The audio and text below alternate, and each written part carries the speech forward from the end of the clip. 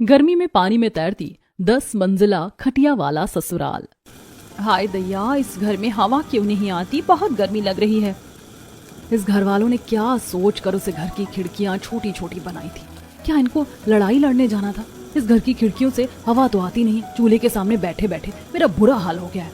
बहू, खाना बनाने के बाद आराम से तुम जाकर बाहर कूलर की हवा में बैठो। जी माँ जी, इस घर में तो कूलर की हवा भी नहीं लगती। घर की दीवारें इतनी बड़ी है और फिर खिड़कियाँ इतनी छोटी कि ऐसा लगता है किसी जेल में रह रहे हैं।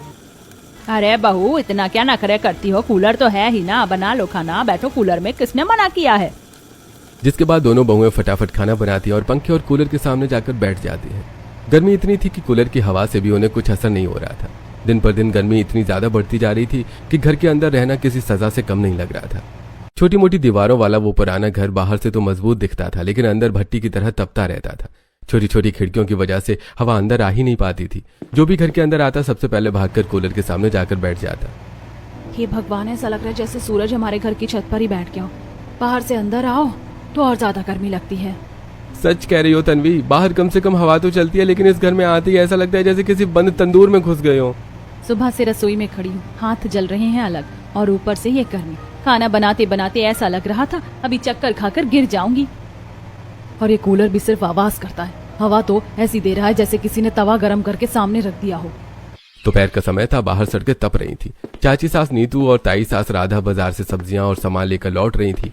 दोनों के चेहरे गर्मी से लाल पड़ चुके थे। जैसे ही दोनों घर के अंदर पहुंची, गर्म हवा ने उनका स्वागत किया। अरे राम राम, बाहर इतनी गर्मी नहीं थी जितनी इस घर में लग रही है। मेरा तो दम घुट रहा है। सोच कह रही हो नीतू, लगता है दीवारें भी आग उगल रही हैं। जल्दी से पंखा चलाओ। तन्वी भागकर पंखा चालू करती है, लेकिन पंखे से ठंडी हवा की जगह गर्म थपेड़े आने लगते हैं। अरे ये क्या, पंखे से तो और गर्म हवा आ रही है। बंद करो इसे, ऐसा लग रहा है किसी ने मुंह पर गर्म भट्टी चला दी हो। कूलर चालू करो, शायद उससे थोड़ी राहत मिले। मधु कूलर चालू करती है, लेकिन उसमें से भी गरम गरम हवा निकलने लगती है। पानी भी गर्म हो गया कूलर का, ये हवा नहीं आग निकल रही है। हे भगवान, इस बार की गर्मी तो जान लेकर ही मानेगी। पता नहीं बारिश कब होगी, पूरा शरीर तप रहा है। शाम होते होते घर के सभी लोग बुरी तरह गर्मी से परेशान हो चुके थे। रसोई में बना खाना भी गर्मी की वजह से और ज्यादा भारी लग रहा था। सभी लोग एक साथ बैठकर खाना खाने लगे, लेकिन हालत खराब हो रही थी। अरे बहू, जरा पानी देना, खाना खाते खाते गला सूख रहा है। जी बाबूजी। अरे ये क्या, खाना खाते खाते माथे से पसीना टपक रहा है। ऐसा लग रहा है जैसे खाना नहीं आग खा रहे हो। सच में, रोटी हाथ में पकड़ो तो हाथ भी पसीने से भीग जा रहे हैं। बेटा, बाहर भी कौन सी ठंडक है, लेकिन क्या करें, इस घर में तो हालत और खराब हो जाती है। माँ जी, रसोई में तो इससे भी बुरा हाल होता है। चूल्हे के सामने खड़े होकर ऐसा लगता है जैसे शरीर पिघल जाएगा। इतने में बाहर काम करके घर के सारे मर्द वापस लौटते हैं। उनके कपड़े पसीने से पूरी तरह भीगे हुए थे, चेहरे लाल हो चुके थे। मधु, जल्दी से पानी भर दो, पहले नहाऊंगा तब जाकर जान में जान आएगी। आज तो धूप ने हालत खराब कर दी, पूरा शरीर जल रहा है। अभी लाई। इतना गर्म पानी हो गया कि नहाने का भी मन नहीं करता। दोनों बहुएं जल्दी जल्दी पानी भर कर देती हैं। घर के मर्द नहाकर सीधे कूलर के सामने जाकर बैठ जाते हैं। अब थोड़ा अच्छा लग रहा है। हाँ, बाहर काम करके आओ तो ऐसा लगता है जान निकल जाएगी। उधर दोनों बहुएं फिर से रसोई और घर के कामों में लग जाती हैं। उनके हिस्से में गर्मी और तपन ही आती थी। देखो ना, सब लोग कूलर के सामने बैठ जाते और हम लोग फिर से रसोई में। बहू का हिस्सा शायद यही होता है, गर्मी भी सबसे ज्यादा और काम भी सबसे ज्यादा। रात होने लगी थी, लेकिन गर्मी कम होने का नाम ही नहीं ले रही थी। घर की सारी औरतें अंदर कमरे में सोने की कोशिश कर रही थी। पंखा चल रहा था, लेकिन उसकी हवा भी गर्म थी। सभी बार बार करवट बदल रही थी। ये भगवान, नींद ही नहीं आ रही है। ऐसा लग रहा है सांस रुक जाएगी। मेरी पीठ पूरी पसीने से भीग गई है, चादर भी गर्म हो गई। मैं तो तंग आ गई हूँ इस गर्मी से। आंखें बंद करो तो लगता है आग के पास लेटे हैं। पहले इतनी गर्मी नहीं पड़ती थी, अब तो हर साल गर्मी और बढ़ती जा रही है। पंखा भी बेकार हो गया है, हवा कम और गर्मी ज्यादा दे रहा है। कोई बाहर जाकर देखो ना, शायद थोड़ी हवा चल रही हो। तन्वी उठकर छोटी सी खिड़की के पास जाती है। बाहर चांदनी रात में हल्की हवा चल रही थी। तभी उसकी नजर तालाब के पास बैठे दादाजी पर पड़ती है। अरे देखो, दादाजी तालाब के पास कितने आराम से बैठे हैं। सभी औरतें छोटी सी खिड़की के पास इकट्ठा हो जाती हैं। बाहर तालाब के किनारे ठंडी हवा चल रही थी। दादाजी आराम से खटिया डालकर बैठे थे। उनके चेहरे पर सुकून था। वहाँ कितनी ठंडी हवा चल रही है, काश हम भी वहाँ जाकर सो पाते। ऐसा तो पॉसिबल ही नहीं है, घर वाले कभी इजाजत नहीं देंगे। तुम्हारे दादाजी ने ही उस तालाब की देखभाल शुरू की थी। हमेशा कहते थे पानी के पास गर्मी कम लगती है। सच में यहाँ तो दम घुट रहा है और वहाँ कितना सुकून लग रहा है। उधर घर के सारे मर्द घर के बाहर आंगन में खटिया डालकर सोने की तैयारी कर रहे थे, क्योंकि अंदर गर्मी सहन करना मुश्किल था। मैं तो अंदर बिल्कुल नहीं सो सकता, बाहर कम से कम थोड़ी हवा तो चल रही है। सही कह रहे हो, अंदर तो ऐसा लगता है जैसे दीवारें भी गर्म हो चुकी हैं। काश जल्दी बारिश आ जाए, वरना इस बार गर्मी जान ले लेगी। अरे पहले गांव में इतनी गर्मी नहीं होती थी, पेड़ ज्यादा थे, अब सब बदल गया है। धीरे धीरे आसपास के पड़ोसी भी अपने अपने घरों के बाहर निकल आते हैं। कोई हाथ वाला पंखा चल रहा था तो कोई बाल्टी में पैर डालकर बैठा था। सभी के चेहरे पर गर्मी से परेशानी दिख रही थी। बहन, इस बार की गर्मी तो पिछले सारे रिकॉर्ड तोड़ रही है। दिन हो या रात चैन ही नहीं मिल रहा। सच कह रही हो, हमारे घर में तो बच्चे रोने लगे गर्मी से, कूलर भी जवाब दे गया। और सुनो, मौसम वाले कह रहे थे इस बार बारिश भी देर से आने वाली है। हे भगवान, अगर बारिश देर से आई तो पता नहीं क्या होगा, खेत भी सूख जाएंगे और लोग भी। बादल आते हैं लेकिन बिना बरसे चले जाते हैं, जैसे सबको तड़पा रहे हो। पूरा मोहल्ला गर्मी से परेशान था। बच्चे रो रहे थे, बूढ़े हाथ वाले पंखे से हवा कर रहे थे और औरतें बार बार पानी पी रही थी, लेकिन गर्मी कम होने का नाम नहीं ले रही थी।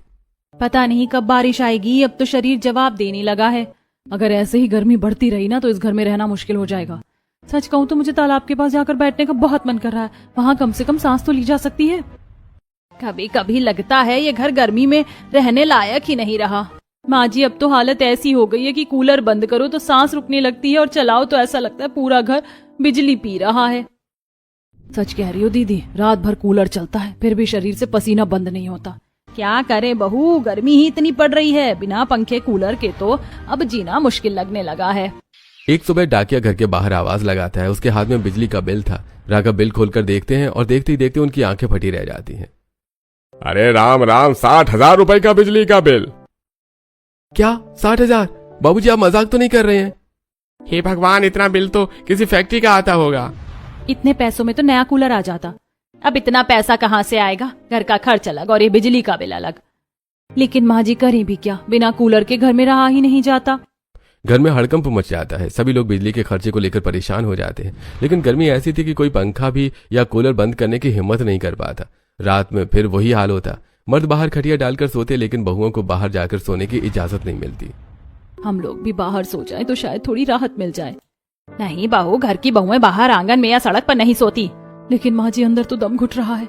बहू लोगों को थोड़ा बहुत सहना सीखना चाहिए।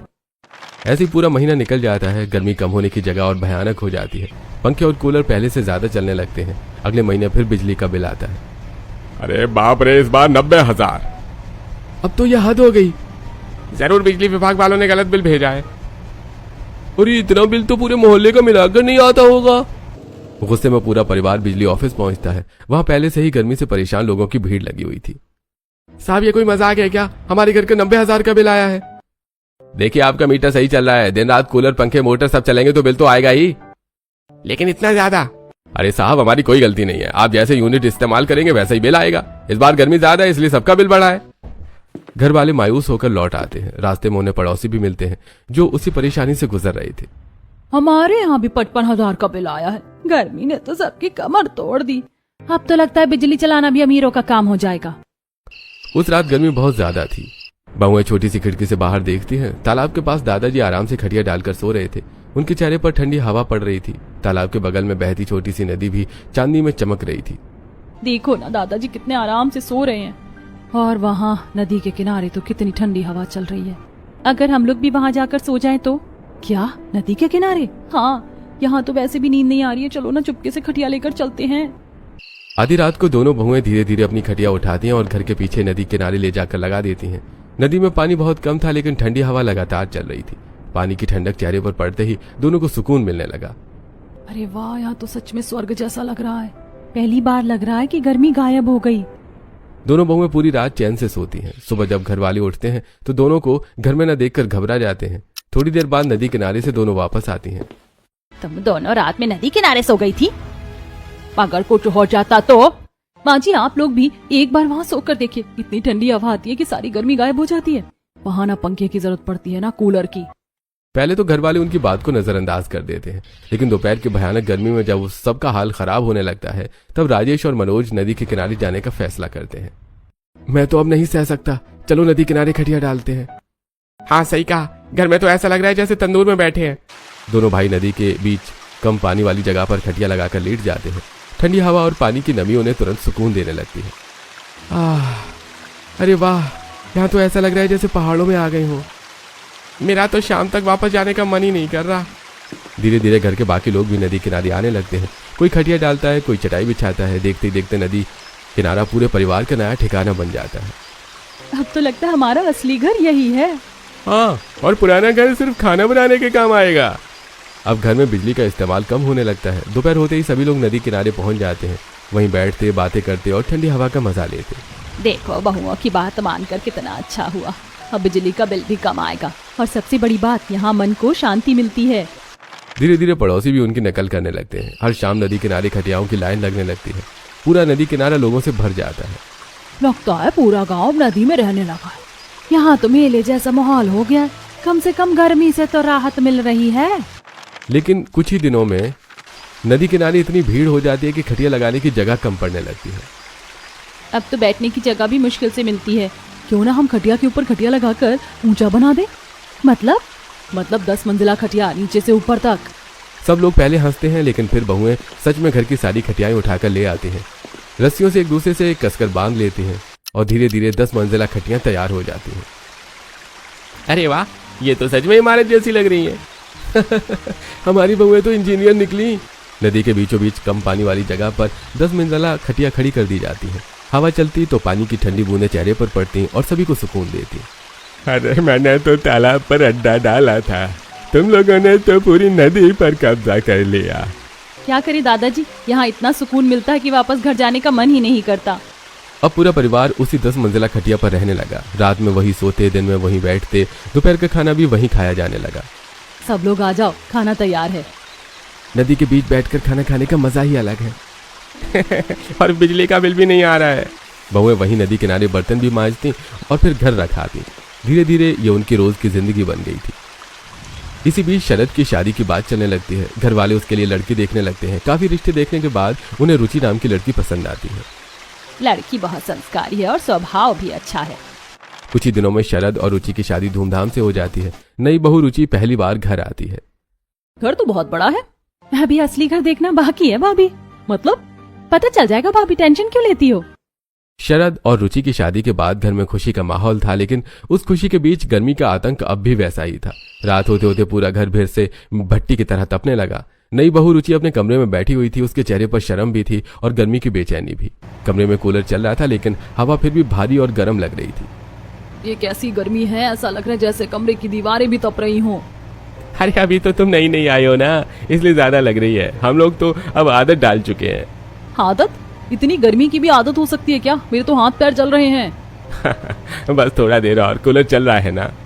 कुछ देर तक दोनों कूलर की हवा में बैठे रहते हैं, लेकिन अचानक से पूरी बत्ती चली जाती है। कूलर बंद हो जाता है, पंखा रुक जाता है और कमरे में घुटन भरने लगती है। अरे लाइट चली गई। बस यही होना बाकी था। अब तो कमरे में बैठना मुश्किल हो जाएगा। मेरा तो दम घुट रहा है। इतनी गर्मी में लोग कैसे रहते हैं यहाँ। अरे चलो तुम्हें असली ससुराल दिखाता हूँ। असली ससुराल? शरद जल्दी से खटिया उठाता है और रुचि को लेकर घर के पीछे नदी की तरफ चल देता है। रात में चांदनी नदी के पानी पर चमक रही थी। दूर से ही 10 मंजिला खटिया दिखाई दे रही थी, जिस पर परिवार के लोग अलग अलग मंजिलों पर लेटे हुए थे। हे भगवान, ये क्या है? यही हमारा गर्मियों वाला महल है। शरद रुचि को सबसे ऊपर वाली खटिया पर लेकर जाता है। वहाँ ठंडी हवा बहुत तेज चल रही थी। नीचे नदी का पानी हल्का हल्का बह रहा था और चेहरे पर ठंडी छींटें आ रही थी। अरे वाह, यहाँ तो सच में बहुत ठंडा लग रहा है। अरे इसीलिए तो पूरा परिवार अब यहीं रहता है। नीचे खटियाओं पर लेटे लोग नए जोड़े को देखकर हंसने लगते हैं। अरे देखो देखो, नया जोड़ा भी आकर हमारी 10 मंजिला खटिया पर पहुंच ही गया। अरे अब समझ में आएगा असली मजा क्या होता है। भाभी जी की पहली रात भी नदी के ऊपर ही हो रही है। इतनी गर्मी में क्या ही करूंगा, आप लोग तो बस मजे लो। देखना भाभी, एक बार यहाँ की हवा लग गई ना, फिर घर में मन ही नहीं लगेगा।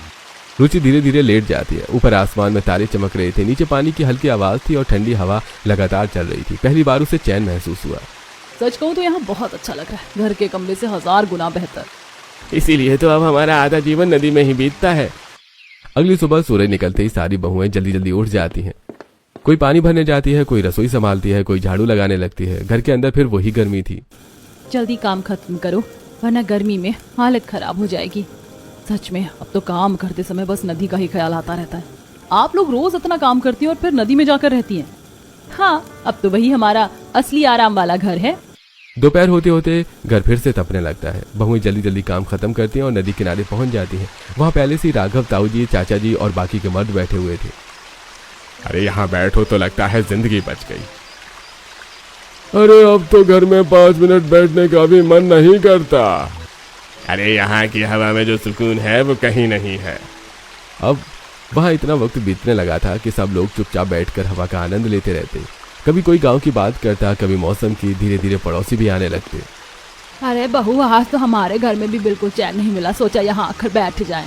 सच में बहन, तुम्हारी ये नदी वाली खटिया तो पूरे गांव की जान बन गई है। अब तो लगता है गांव का नया चौपाल यही है। नई बहू रुचि अब भी सब कुछ देखकर हैरान थी। उसे समझ नहीं आ रहा था कि पूरा परिवार नदी में क्यों रहने लगा है। तभी मधु और विनीता उसे सब समझाने लगती है। देखो भाभी, इस घर में खिड़कियां बहुत छोटी हैं, हवा आती नहीं और गर्मी अंदर कैद हो जाती है। पहले हम लोग भी बहुत परेशान रहते थे, फिर एक दिन यहाँ आकर सोए तो ऐसा सुकून मिला कि वापस घर में मन ही नहीं लगा। फिर धीरे धीरे हमने नदी में ही अपना ससुराल बना लिया। और ये 10 मंजिला खटिया, वो जगह कम पड़ने लगी थी ना, इसीलिए भाभीियों ने दिमाग लगाया और खटिया के ऊपर खटिया रखकर ये महल बना दिया। उसी समय कुछ और पड़ोसी वहां आ जाते हैं। भाई साहब, अगर बुरा न मानो तो क्या हम लोग भी आपकी खटिया पर थोड़ी देर बैठ सकते हैं? हमारे घर में बहुत गर्मी लग रही है। अरे क्यों नहीं, अब ये नदी सिर्फ हमारी थोड़ी है, सब आकर बैठो। अरे लेकिन ऊपर वाली मंजिल पर जगह नहीं मिलेगी, वहाँ वीआईपी लोग सोते हैं। सभी लोग हंसने लगते हैं। धीरे धीरे वहां मेले जैसा माहौल बनने लगता है। कोई हंसी मजाक कर रहा था, कोई बच्चों को संभाल रहा था, कोई पानी में पैर डालकर बैठा था। सच कहूँ तो मैंने ऐसा ससुराल कभी नहीं देखा। हमने भी नहीं सोचा था कि एक दिन नदी में रहना पड़ेगा। अब रुचि की सारी परेशानी भी धीरे धीरे खत्म होने लगी थी। उसे भी नदी की ठंडी हवा और पानी का सुकून अच्छा लगने लगा था। गांव से गुजरने वाला हर आदमी उस 10 मंजिला खटिया को देखकर हैरान हो जाता। अरे भाई, ये क्या बना रखा है तुम लोगों ने? अरे लगता है गर्मी ने सबको इंजीनियर बना दिया। हमारी बहुओं का दिमाग है ये सब। लेकिन नई बहू रुचि को अभी भी डर लगता था। इतनी ऊंची खटिया पर सोना आसान नहीं है, अगर कोई गिर गया तो। अरे कुछ नहीं होगा, सबको अच्छे से बांधा है रस्सियों से। शुरू में हमें भी डर लगता था, लेकिन अब तो आदत हो गई है। अब हाल ये हो गया था कि घर में कोई रहता ही नहीं था। अगर कोई मेहमान भी आता तो उसे सीधे नदी किनारे ले जाया जाता। घर में बहुत गर्मी है, इसीलिए हम सब यहीं बैठते हैं, यहीं ठंडी हवा आती है। अरे वाह, यह तो बड़ा अनोखा इंतजाम किया है तुम लोगों ने। अरे वाह, ये तो बड़ा अनोखा इंतजाम किया है तुम लोगों ने। नदी में जब हल्की लहर उठती तो पानी थोड़ा ऊपर तक आ जाता और ठंडी नमी सबको राहत देती। अब तो घर की याद भी नहीं आती। अरे यही सही कहा, यहाँ तो बिजली का बिल भी नहीं आता। सुबह होते ही बहुएं नाश्ता बनाती और फिर थालियां उठाकर नदी किनारे ले आती। ये सब लोग गरम गरम पोहे तैयार हैं। नदी के किनारे बैठकर नाश्ता करने का मजा ही अलग है। दोपहर का खाना भी वहीं खाया जाता, रात का खाना भी वहीं। धीरे धीरे पूरा परिवार नदी में रहने का आदी हो चुका था। अब समझ में आया कि आप लोग घर छोड़कर यहाँ क्यों रहते हैं। देखा, हमने झूठ नहीं कहा था। एक दिन अचानक आसमान में काले बादल छा जाते हैं। तेज हवा चलने लगती है और थोड़ी देर बाद बारिश शुरू हो जाती है। बारिश आ गई। अरे आखिर भगवान को हम पर दया आ ही गई। बारिश की वजह से नदी का पानी थोड़ा बढ़ जाता है। ठंडी हवा पहले से और ज्यादा तेज चलने लगती है। अरे वाह, अब तो यहाँ और भी ज्यादा मजा आ रहा है। सच में नदी पहले से ज्यादा ठंडी हो गई। अब तो हमारी 10 मंजिला खटिया सच में पानी वाला महल लग रही है। पूरा परिवार बारिश के बीच नदी की ठंडी हवा का आनंद लेने लगता है। ऊपर आसमान में बादल गरज रहे थे और नीचे 10 मंजिला खटिया पर पूरा परिवार हंसते मुस्कुराते अपने अनोखी नदी वाले ससुराल में खुशी से रह रहा था। दिन बीतते जा रहे थे। अब पूरा परिवार नदी के बीच बनी 10 मंजिला खटिया पर रहने का आदी हो चुका था। सुबह का नाश्ता, दोपहर का खाना, रात की बातें, हंसी मजाक, सब कुछ वहीं होता था। ठंडी हवा और पानी की नमी लोगों के इतना सुकून देती कि कोई भी वापस पुराने गर्म घर में रहना नहीं चाहता था। लेकिन इन सबके बीच नई बहू रुचि के मन में धीरे धीरे एक डर घर करने लगा था। हर रात जब तेज हवा चलती और खटिया हल्की सी हिलती तो उसका दिल घबरा जाता। शरद, तुम्हें नहीं लगता कि हम लोग कुछ ज्यादा ही रिस्क ले रहे हैं? आखिर ये नदी है, यहाँ हमेशा रहना सही नहीं है। अरे तुम हर बात में डर क्यों जाती हो? इतने दिनों से सब ठीक ही तो चल रहा है। अभी तक सब ठीक था, इसका मतलब ये नहीं कि हमेशा ठीक रहेगा। बारिश भी शुरू हो चुकी है, अगर पानी बढ़ गया तो। तुम फालतू में टेंशन ले रही हो, यहाँ सब लोग इतने आराम से रहते हैं। रुचि की बातों पर बाकी लोग भी ज्यादा ध्यान नहीं देते। पड़ोसी भी हंसते रहते हैं। अरे बहू, कुछ नहीं होगा, हम लोग भी तो रोज यहीं बैठे रहते हैं। इतनी टेंशन लोगी ना तो गर्मी से पहले डर ही मार देगा। देखो ना कितनी ठंडी हवा चल रही है, घर में तो ऐसा सुकून कभी नहीं मिलेगा। लेकिन रुचि का मन मान नहीं रहा था। एक दिन दोपहर में जब सब लोग नदी किनारे बैठे थे तब वो धीरे से घर की बात छेड़ती है। माँ जी, अगर हम लोग घर की छोटी छोटी खिड़कियाँ तोड़वा कर बड़ी करवा लें तो फिर घर में हवा आने लगेगी और नदी में रहने की जरूरत भी नहीं पड़ेगी। अरे नहीं बहू, इतना खर्चा कौन करेगा? ये हमारा पुराना पुश्तैनी घर है, हम इसकी दीवारें नहीं तोड़ेंगे। खिड़कियां बड़ी करवाने में लाखों लग जाएंगे, फालतू का खर्चा करने का कोई मतलब नहीं है। और फिर जब नदी में इतना अच्छा लग रहा है तो घर बदलने की क्या जरूरत है? लेकिन चाची जी, नदी तो आखिर नदी है, यहाँ कभी भी कुछ भी हो सकता है। सच कहूँ तो मुझे भी अब थोड़ा डर लगने लगा है। हाँ, पहले सब नया नया था इसलिए मजा आ रहा था, लेकिन अब बारिश बढ़ रही है। लेकिन बाकी लोग उनकी बातों को नजरअंदाज कर देते हैं। धीरे धीरे बारिश और तेज होने लगती है। नदी का पानी थोड़ा थोड़ा बढ़ने लगता है। रात में जब हवा तेज चलती तो 10 मंजिला खटियां हल्की हल्की हिलने लगती। अरे ये खटिया हिल क्यों रही है? अरे हवा तेज है इसलिए डरने की जरूरत नहीं है। मुझे बिल्कुल अच्छा नहीं लग रहा। अगर रस्सी टूट गई तो? अरे बहू, इतनी मजबूत रस्सी है कि हाथी भी बांध दो तो नहीं टूटेगी। कुछ दिन ऐसे ही बीत जाते हैं। बारिश अब रोज होने लगी थी। नदी का पानी भी अब धीरे धीरे बढ़ने लगा था। एक रात तेज आंधी आई। हवा इतनी तेज थी कि खटिया इधर उधर खिसकने लगी। नहीं, अब यहाँ सोना सही नहीं है। मुझे बहुत डर लग रहा है। सच में आज तो खटिया बहुत ज्यादा हिल रही है। अरे कुछ नहीं होगा, इतनी जल्दी डर मत जाओ। नहीं जीजा जी, नदी में रहना अब खतरनाक हो रहा है। लेकिन बाकी लोग फिर भी नहीं मानते। सब सोचते हैं कि जैसे पहले सब ठीक रहा वैसे आगे भी रहेगा। एक दिन दोपहर का समय था। घर की औरतें खाना बना रही थी। कुछ लोग नदी वाली खटिया पर बैठे हवा खा रहे थे। अचानक आसमान काला होने लगा, तेज हवा चलने लगी, पेड़ जोर जोर से हिलने लगे। अरे लगता है बहुत बड़ा तूफान आने वाला है। जल्दी सबको नदी से वापस बुलाओ। लेकिन तब तक बहुत देर हो चुकी थी। नदी के बीच रखी 10 मंजिला खटिया पर बैठे लोग अचानक तेज आंधी में फंस जाते हैं। हवा इतनी तेज चलती है कि खटिया जोर जोर से हिलने लगती है। अरे बचाओ, खटिया हिल रही है, कोई हमें नीचे उतारो। तेज बारिश शुरू हो जाती है। नदी का पानी अचानक बढ़ने लगता है। तभी एक जोरदार हवा का झोंका आता है और नीचे बैठी एक औरत संतुलन खोकर पानी में गिर जाती है। और ये शीतल गिर गई, बचाओ। सब तरफ अफरा तफरी मच जाती है। कोई रस्सी पकड़ रहा था, कोई खटिया संभाल रहा था। तभी एक और आदमी नीचे गिरकर पत्थर से टकरा जाता है और उसके सिर में तेज चोट लग जाती है। अरे जल्दी उसे बाहर निकालो। अरे शरद, रस्सी पकड़ो, मैं नीचे उतर रहा हूँ। पूरा गांव नदी किनारे इकट्ठा हो जाता है। लोग टॉर्च लेकर बह गई औरतों को ढूंढने लगते हैं। हे भगवान, किसी का कुछ मत होने देना। मैंने कहा था ना, नदी में रहना सुरक्षित नहीं है। करीब आधे घंटे के बाद गांव के कुछ लोग शीतल को नदी किनारे झाड़ियों में फंसा हुआ ढूंढ लेते हैं। वो बेहोश थी लेकिन जिंदा थी। अरे मिल गई मिल गई। उधर जिस आदमी को चोट लगी थी उसे तुरंत अस्पताल ले जाया जाता है। डॉक्टर बताते हैं कि चोट गहरी थी लेकिन खतरे की बात नहीं है। इन्हें आराम की जरूरत है। थोड़ा और देर हो जाती तो मामला बिगड़ सकता था। उस रात पूरा परिवार डर और सदमे में था। पहली बार सबको एहसास हुआ कि नदी चाहे कितनी भी ठंडी और सुकून वाली लगे, आखिर नदी ही है। हमने बहुत बड़ी गलती कर दी। गर्मी से बचने के चक्कर में अपनी जान खतरे में डाल दी। अरे सच कह रहे हो, घर जैसा चाहे जैसा हो, आखिर घर ही सुरक्षित होता है। भगवान का शुक्र है किसी की जान नहीं गई। अब हमें घर ठीक करवा लेना चाहिए। हाँ, खिड़कियां बड़ी हो जाएंगी तो हवा आने लगेगी। नदी में सोना कोई सॉल्यूशन नहीं था। एक ना एक दिन ये करना ही पड़ता। इस बार घर वाले बहुओं की बात मान लेते हैं। अगले ही दिन मजदूर बुलाए जाते हैं। घर की छोटी छोटी खिड़कियां तोड़कर बड़ी की जाने लगती हैं। अरे वाह, अब तो कमरा पहले से कितना खुला खुला लग रहा है। सच में हवा भी आने लगी। धीरे धीरे घर की खिड़कियां बड़ी कर दी जाती हैं। अब घर में पहले जैसी घुटन नहीं रहती। बाहर की ठंडी हवा अंदर आने लगी थी। अब घर सच में घर जैसा लग रहा है। देखो, बिना कूलर के भी कितनी अच्छी हवा आ रही है। अब डर भी नहीं लगता। धीरे धीरे पूरा गांव भी नदी में रहना छोड़ देता है। सब अपने अपने घरों की खिड़कियां बड़ी करवाने लगते हैं। तुम्हारी 10 मंजिला खटिया ने पूरे गांव को सबक सिखा दिया। हाँ, मजा तो बहुत आया लेकिन डर भी कम नहीं लगा। अब कभी कभी जब हवा तेज चलती तो बहुएं खिड़की के पास बैठकर नदी की तरफ देखती। उन्हें 10 मंजिला खटिया की याद जरूर आती थी। वहां की ठंडी हवा, पानी की छींटें, रात की बातें, सब याद आता। याद है कैसे हम सब ऊपर वाली खटिया पर बैठकर खाना खाते थे और नीचे वाले लोग डरते रहते थे कि कहीं खटिया टूट ना जाए।